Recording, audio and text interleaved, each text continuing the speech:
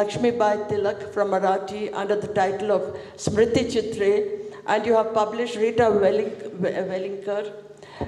That's your original novel with a woman protagonist, and recently translated a novel by Uddhav Shelke called Kautik on Embers, again with a woman protagonist. Would you like to elaborate? It's so deep down, being a woman and being aware of being a woman, that it's somehow not a question I've ever asked myself. Okay, woman-centric. Yeah, since the examples that you've given are all women, the author of Kautik is a man. I have translated his novel, and his novel is woman-centric. Maybe that attracted me to it, but it is one of the classic novels in Marathi literature. So, but yeah, now that you're asking me, I think I do incline towards women, because the next thing I'm doing is also woman-centric, and the next thing is also woman-centric. Yeah, so it is. Thank you, because I'm asking you this question because the title of our session is How Fair Are Women? So is that, and one I must explain, just now Paro gave me this book, and last evening Samira gave me a copy of her book. Last 2 years, first year of course I was a delegate, last year I had access to books, and then Vittal Rajan's plays online. I stayed up late reading them and all. I did my homework. This time I kept haranguing the organizers. It wasn't their fault. The books were not available. And suddenly, in 3 days, my bedside table and my writing desk are overflowing with the author's novels. Their works. I mean, I've got about 20, I think, So anyway, this is spontaneous, and I'm building up the momentum of my questions to a crescendo that will come later. Now, Paro, my next question to you is, do you believe in the writer as activist, or do you believe in art for art's sake, writing for writing's sake? Well, first of all, I'm not for high art ever. I think art should be accessible in whatever form to whoever is willing to receive it. Activism actually came to me along with writing, kind of hand in hand. I started out writing for a very elite group of children in my ivory tower. I sat and I thought, wow, I'm doing great work. But I joined National Book Trust at the National Center for Children's Literature, and I went out setting up libraries in villages. Couldn't even call some of them a village. It was just a gathering of a few homes. And I realized that if there's a child who's going to get one book in his entire life, if there's going to be a child who's never held a book in her own hands, then that one book has to be much more than just a lovely light read which you then chuck away. It has to be more. And from there, the activism part was born. And so actually 50% of my professional life I spend writing, and 50% of it is spent in actually engaging with children, especially those in difficult circumstances. Thank you, Paro. Samira, when you write about women's access to public space, have you considered the fact that encouraging women to loiter and linger in public spaces might give the wrong message? Given the the climate that today's women face of assault, of violence.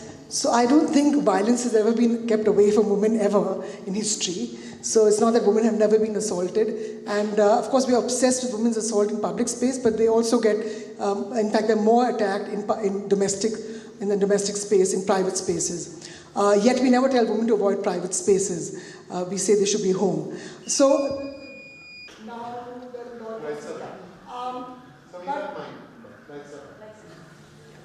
so I'm not going to get into, so yes, more attacks against women are being reported, both from domestic spaces and public space, much more from domestic spaces, if you look at the National Crime Records Bureau stats.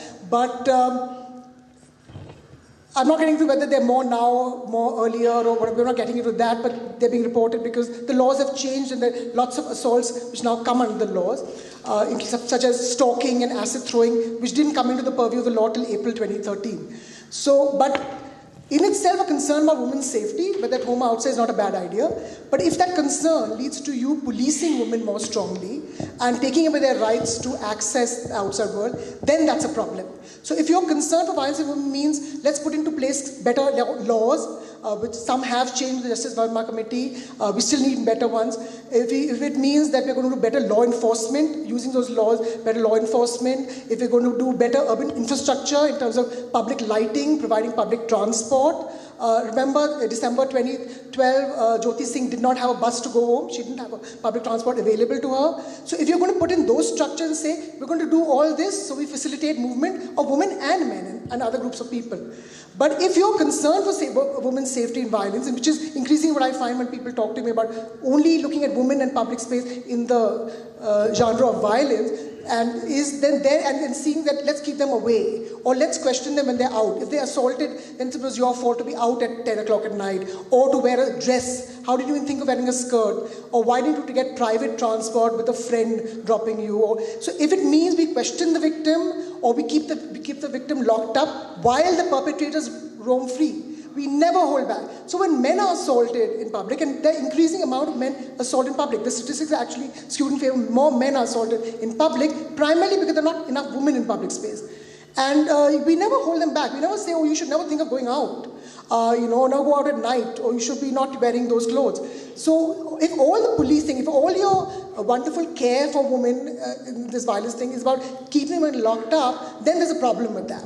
We need to say, how can we still... So our whole way of looking at it shouldn't be just from the viewpoint of safety, but it should be also about access. If my concern of safety is taking away her access, there's something wrong. Because access is like, so that's the line we said, everybody should have access. Teenagers, young people, older people, men, women, differently abled people.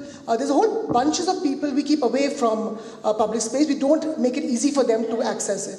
But to lock all these people up and say, okay, that's it, that's the world you're going to get, means we won't make any changes. So if our approach is cities or any place should be accessible to all people, what can we do to do that? Then that's a good concern. But if your concern is about locking up and getting so concerned, so safety, I have 2 daughters, but doesn't mean, and I know concerns of family and parents come from a good place. But the good place should be that my daughters should have more freedom. They should have freedom to access things. And how can we facilitate that? And how can we change that in different ways? But now by keeping them locked up, I'm not, I'm doing a big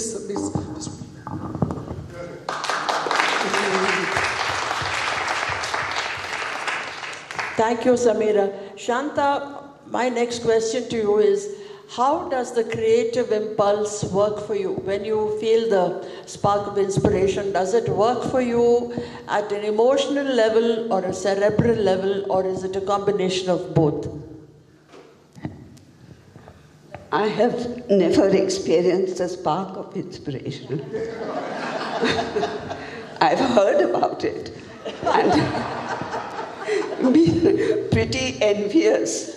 The whole Kubla Khan story. I've waited for that moment. But I work very hard at what I write. But yes, no, I don't think one can really divide whatever one is thinking of into cerebral and emotional. I think I think both should come together. And I hope both come together in my writing, because if it's just emotional, then it's likely to become mushy, sentimental.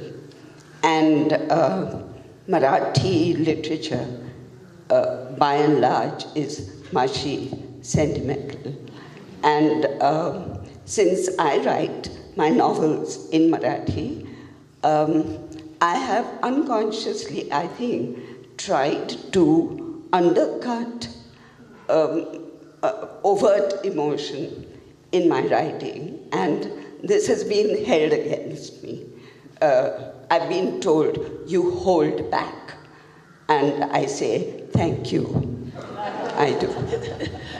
Thank you, Shanta. I think Coleridge summed it up by saying that deep thinking comes from deep feeling. So it's a combination of both, really. Anyway, thank you. Answer that question? Please. I was going to ask you.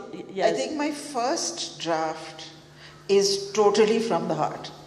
I just let it be as mushy, as driven and everything. It's the second, third, fourth rewrites where the mind comes in and kind of edits out what the heart overplayed.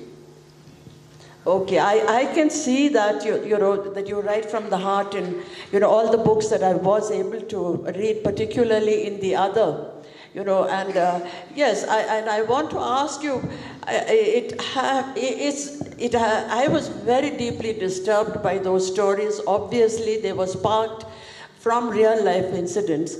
What has been the impact of your books on young minds particularly?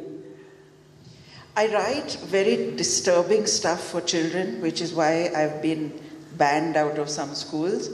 But at the same time, what I always keep in mind, because of my target readership, I want everybody to read those books, but basically I write for young readers, is that I always end on a note of hope and empowerment, because teenagers, it's a dark age, a dark space. So I don't want to leave them feeling hopeless.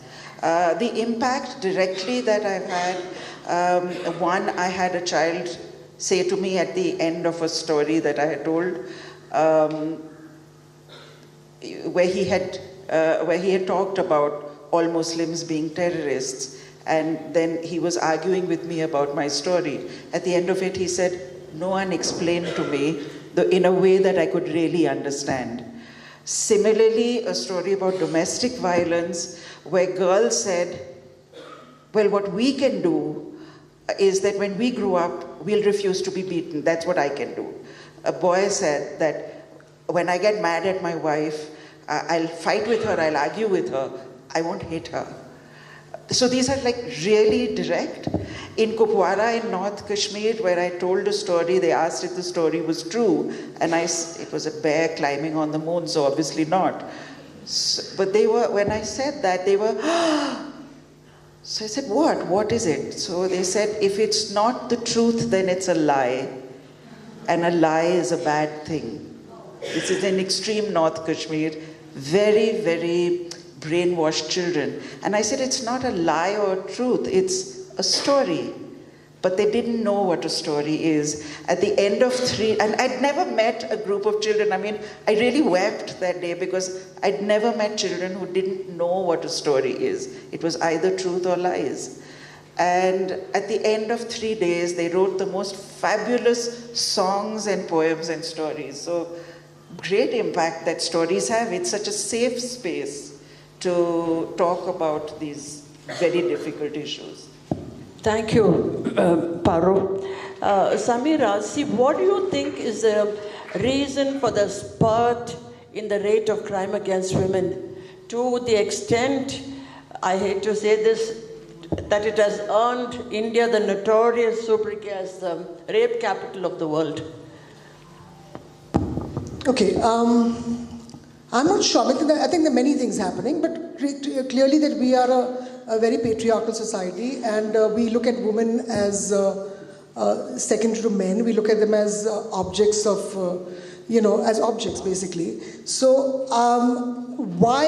So I mean, I want to say this, that it's not that it's only now. I think this is a long history of violence against women, and globally, there's been a global history of violence against against women. So why now? Why more? So there are all kinds of theories floated, and I'm not going to necessarily patronize any of them. But there could be women are more out there now. They're being educated, so there's envy about that. They're working, so people don't like that.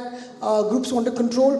I'm not going to go and get that. But the point is that one of the things, if you look at, for example, honor killings, and you have to look at it in many different ways. So honor killings, spurt of honor killings in Haryana, Punjab, came about particularly after 2005 when the ancestral property laws changed. And you have to look at the economics of it. So when ancestral property laws changed in these places, and women could now get access to ancestral property, which they earlier couldn't. So what your father earned in his lifetime, he could give you, but you couldn't get ancestral property. That only went to brothers. In 2005, that changed. Many different states have supposed to ratify it, and some states of India have and some haven't.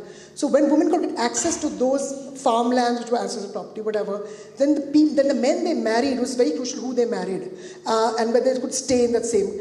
And if they had to be married, most of these girls are married in many villages very far apart, whatever. And if they married men of the long caste background, that was a concern, because it was all an economic concern, because they could claim to the property. So in all the honor killings, you notice the people who go after and kill is the woman's side. It's the girl's family, actually, which is where the girls assaulted, the boys assaulted in his family. And there is concern about fertility. There's concern about whose child she will carry in the future, if it's a different caste group which is a lower caste group, or who can then inherit property, that family will inherit. So it's the control of the woman's womb. So you're really concerned about whose children she's producing, who's getting access to land. So there's a lot of economic concern. We keep talking about with regard to controlling women, so that there are all kinds of groups. So women's fertility, women's womb is what patriarchy really sought to control.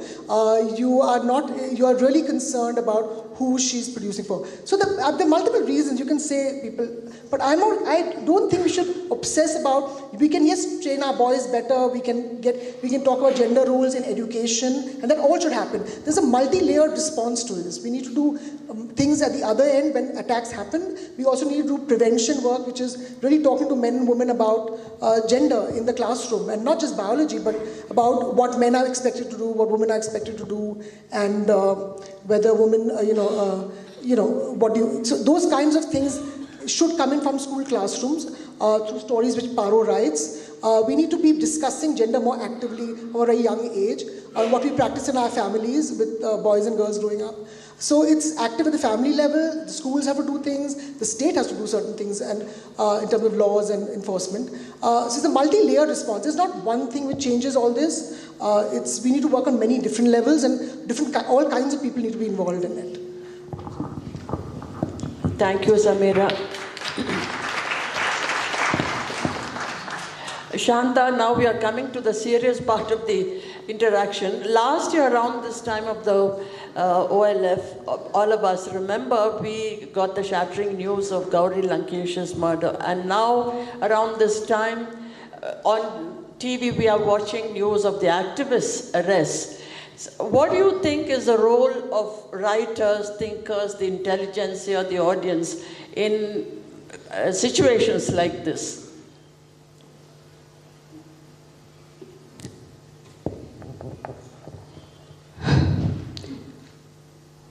To be brave, just to do what you feel you have to do, not self-censor, not self-edit, and at least be free in your mind. Think freely.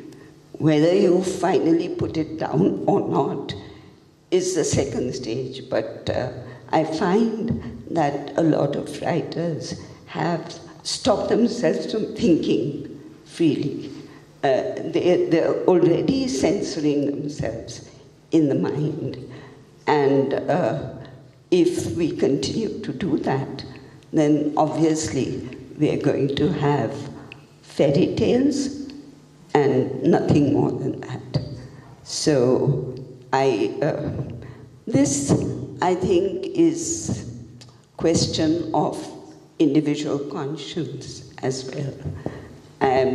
As it is, not too many writers are interested in writing about women writers, for instance, writing about the world outside the home, even when they do experience the outside world in their own lives. So there are various kinds of restrictions that are